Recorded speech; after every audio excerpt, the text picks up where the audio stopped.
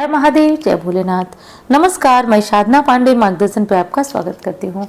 दोस्तों, भाद्रपद मास कृष्ण पक्ष का पहला प्रदोष कब पड़ रहा है, इस प्रदोष के बारे में कुछ विशेष बातें हैं, जैसे कि ये प्रदोष को क्या उपाय करना चाहिए, कौन कौन सी बातें ध्यान रखना चाहिए, सारी महत्वपूर्ण जानकारियां इस वीडियो में प्राप्त करेंगे। देखिए, ये प्रदोष जो भाद्रपद मास का पहला प्रदोष पड़ रहा है, इस प्रदोष का व्रत हमें कब धारण करना है, 11 तारीख को करना है या फिर 12 तारीख को करना है। दोनों ही दिन जो है त्रयोदशी तिथि मिले तो क्या करना चाहिए।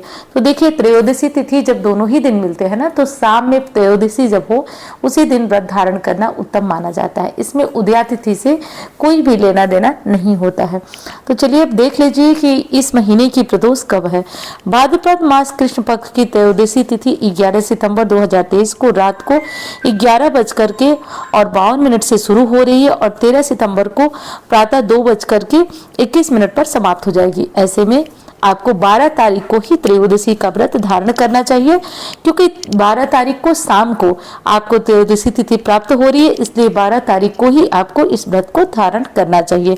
12 तारीख मंगलवार, और मंगलवार को जब प्रदोष का दिन पड़ता है, प्रदोष की तिथि पड़ती है, तो उस प्रदोष को भौम प्रदोष के नाम से जाना जाता है। तो भौम प्रदोष को भगवान भोलेनाथ की पूजा आराधना कैसे करेंगे, इसके बारे में आगे जानेंगे। और दोस्तों, इंस्टाग्राम फेसबुक में जो फॉलो नहीं किए तो जरूर कर लीजिएगा, और जो नंबर देख रहे हैं उस पर कुंडली दिखाने के लिए संपर्क आप लोग कर सकते हैं। कमेंट बॉक्स में आपको बहुत सारे नंबर मिलेंगे जिसपे कि ये बताया जाएगा कि आप कुंडली दिखाने के लिए संपर्क करिए। ये साधना पांडे का नंबर है, लेकिन ऐसा कोई मेरा नंबर है ही नहीं। जो स्क्रीन पे देख रहे हैं मात्र वही एक नंबर है। अब दोस्तों बात कर लेते हैं कि पूजा विधि क्या है। तो शाम में जाइएगा भगवान भोलेनाथ के मंदिर। यदि नहीं जा पाते हैं तो घर में आप आराम से पूजा करिएगा। और क्या करना है, तो दूध, दही, घी, शक्कर, शहद ले लीजिएगा, भस्म ले लीजिएगा, अक्षत ले लीजिएगा, जनेऊ ले लीजिएगा। सबसे पहले जाइएगा तो गंगा जल मिश्रित जल से भगवान भोलेनाथ का अभिषेक करिएगा विधि विधान से, या फिर घर पे कर रहे हैं तो घर पे करिएगा। उसके बाद आप दूध, दही, घी, शक्कर, शहद, अगर एक भी चीज कम है तो ठीक है, और यदि पूरी चीजें है तो जैसे है वो पहले अभिषेक करेंगे, फिर साफ जल से भगवान भोलेनाथ को स्नान कराएंगे। उसके बाद से उनका श्रृंगार करेंगे अक्षत से, भस्म से, रूली से, अबीर से, गुलाल से, जो चीजें हैं।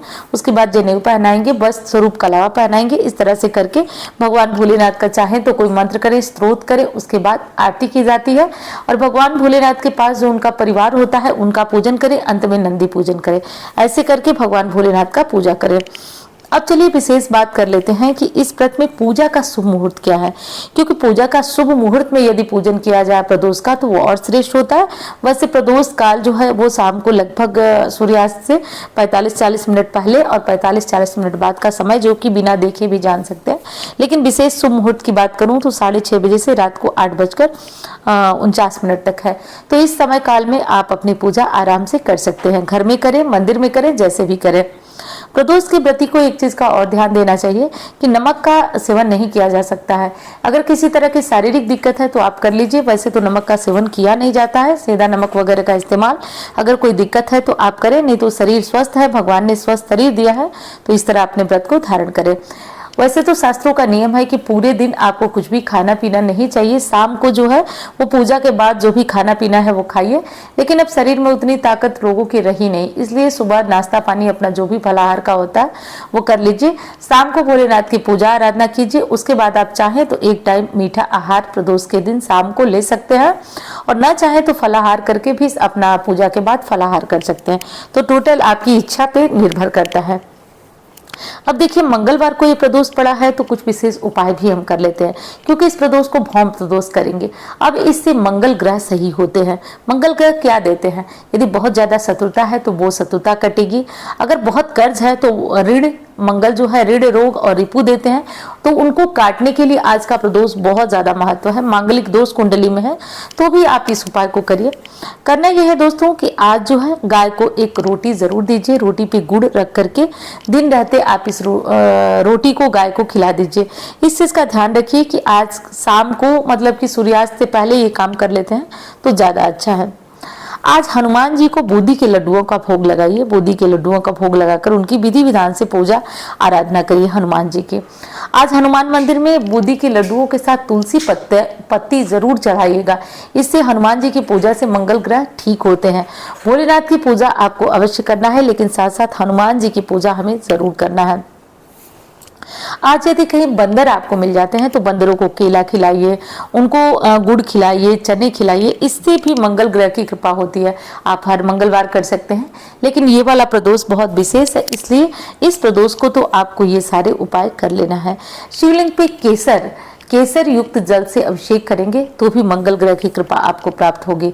मंगल ग्रह से होता यह है कि यदि जीवन में कुछ भी कर्ज की स्थिति है, गरीबी है, बहुत ज्यादा दिक्कत है, तो आप इस उपाय को, मैं ये मानती हूँ कि आप इस आज से शुरू करके और लगातार कुछ दिनों तक करें।